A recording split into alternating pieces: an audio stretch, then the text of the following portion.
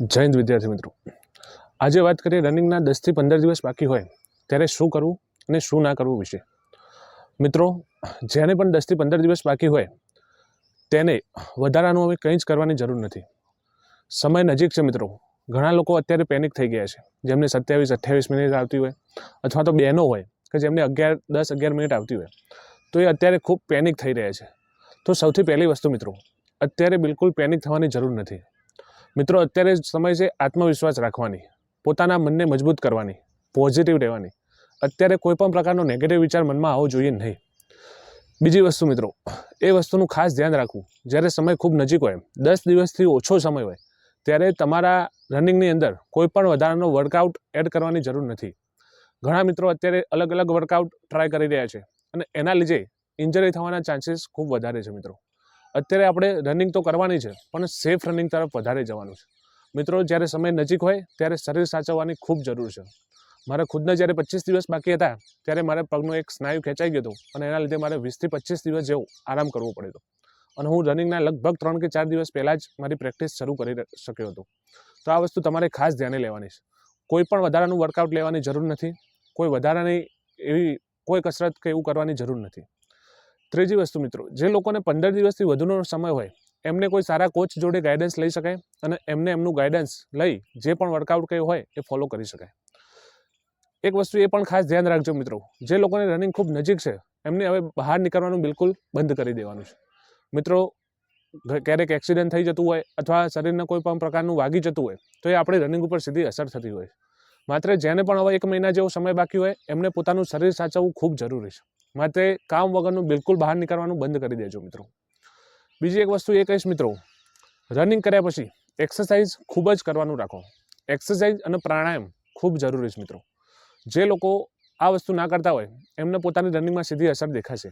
એક્સરસાઇઝથી તમારું body stretching કરો, આ બધું ખૂબ જરૂરી છે, જેથી તમને શરીરને કોઈ ઇન્જરી ના થાય અને તમારું સ્ટ્રેચિંગ કરવાથી તમારા સ્નાયુ બધા એકદમ લૂઝ અને વ્યવસ્થિત થઈ જશે. પ્રાણાયામ તમારા શ્વાસોશ્વાસમાં ખૂબ જ ફેરફાર પડશે મિત્રો, અને તમારી શ્વાસ લેવાની રિધમમાં પણ એનાથી ખૂબ વધારે ફેર પડી જશે. બીજી એક ખાસ વાત મિત્રો, જે લોકોએ હજુ સુધી ટાઈમિંગ લીધું નથી તેમને હવે ટાઈમિંગ લેવાની જરૂર નથી. મિત્રો, જ્યારે રનિંગ ખૂબ નજીક હોય ત્યારે જો આપણે ટાઈમિંગ લઈએ અને ટાઈમિંગ 27 કે 28 મિનિટ જેવું આવે તો એની સીધી અસર આપણી રનિંગ ઉપર પડતી હોય છે. એટલે આ વસ્તુ ભૂલથી પણ ના કરતા. કેમ કે રનિંગ એક માનસિક ગેમ છે. તમારી માનસિક સ્થિતિ જો એવી થઈ જશે કે મારે આટલી મિનિટમાં પૂરું થાય છે, હું કેવી રીતે કવર કરીશ, તો તમે ખૂબ પેનિક થશો. માટે ટાઈમિંગ લેવાનો સમય બહુ પહેલાં હતો, હવે નથી લીધું તો હવે લેવાની કોઈ જરૂર નથી. જે લોકોએ લીધું છે અને 25 મિનિટની અંદર આવે છે અથવા 26ની અંદર આવે છે તો એમને ચિંતા કરવાની કોઈ જ જરૂર નથી.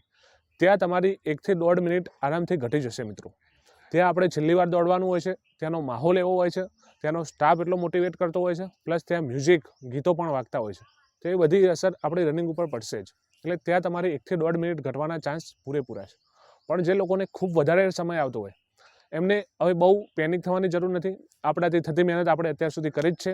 હવે છેલ્લે વધારાની કોઈ એવી એક્ટિવિટી કરીને આપણી કોઈ પણ પ્રકારની ઇન્જરી ના થાય એ આપણે ખાસ સાચવવાનું છે. એક વસ્તુ ખાસ યાદ રાખજો મિત્રો, રનિંગ એ માનસિક ગેમ છે. તમારું મન મજબૂત હશે, તમારા વિચારો મજબૂત હશે, તમે એકદમ પોઝિટિવ હશો તો 100% એની અસર તમારા ગ્રાઉન્ડમાં દેખાશે અને દેખાશે. મિત્રો, એક કિસ્સો આજે યાદ કરીએ. જ્યારે મહારાણી લક્ષ્મીબાઈ સ્કૂલમાં ભણતા હતા ત્યારે એમના શિક્ષક દ્વારા દરેક જણને પૂછવામાં આવ્યું કે તમારે મોટા થઈને શું બનવું છે. ત્યારે કોઈ વિદ્યાર્થીએ કહ્યું મારે ડૉક્ટર બનવું છે, કોઈએ કહ્યું મારે એન્જિનિયર બનવું, કોઈએ કહ્યું મારે શિક્ષક બનવું. એક વિદ્યાર્થીને પૂછવામાં આવ્યું તો એને કહ્યું મારે બહાદુર બનવું છે. અને જ્યારે મહારાણી લક્ષ્મીબાઈનો વારો આવ્યો ત્યારે એમને કહ્યું કે મારે બહાદુર બનવાની જરૂર નથી, હું તો બહાદુર છું જ. એમ મિત્રો, તમારે કંઈ બનવાની જરૂર નથી. તમારા વિચારો એટલા બધા મનની અંદર ગડાઈ જવા જોઈએ કે હું દોડી શકીશ નહીં, હું તો દોડી શકું છું જ. આવા એકદમ પોઝિટિવ વિચારો અંદરથી આવવા જોઈએ. તમે પોતે વસ્તુ ફીલ કરવા જોઈએ કે હું દોડી શકીશ જ, હું દોડું જ છું અને હું તો દોડી શકું છું જ. આવા વિચારો હોવા જોઈએ. આટલી મનની સ્થિતિ મજબૂત હોવી જોઈએ. તો આરામથી ત્યાં તમે 5 કિલોમીટર 25 મિનિટની અંદર પૂરું કરી શકશો. બહેનોને પણ કહીશ કે તમે પણ તમારું મન મજબૂત રાખજો. તમે પણ આરામથી 9.5 મિનિટની અંદર 1600 મીટર કરી શકશો. ઘણા વિદ્યાર્થીઓને જેને ઘરે ટાઈમ વધારે આવતો હતો એમને ત્યાં કમ્પ્લીટ કર્યું જ છે. એક વસ્તુ ખાસ યાદ રાખજો મિત્રો, રનિંગ એ પગની કસરત કરતાં મનની કસરત ખૂબ વધારે છે.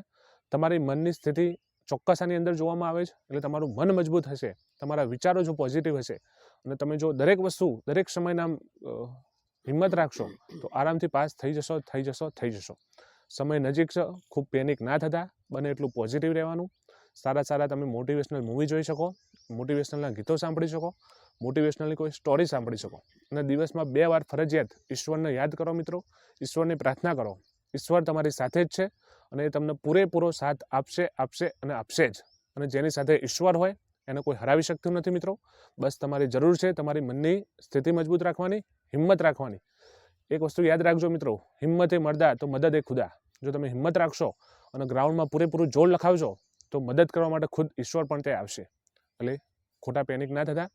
જેને પણ રનિંગ બાકી છે એને બેસ્ટ ઓફ લક. જેને બહુ વધારે ટાઈમ છે 15 દિવસથી વધુ, એ કોઈ સારા કોચિંગ લઈ શકે છે. કોઈ સારા કોચ જોડે જજો, બને એટલું વધારે પ્રેક્ટિસ કરજો. બાકી જેને ખૂબ નજીક છે એને કંઈ જ કરવાની જરૂર નથી. જે પણ વિદ્યાર્થીઓને રનિંગ બાકી છે એમને બેસ્ટ ઓફ લક. જય હિન્દ, જય ભારત.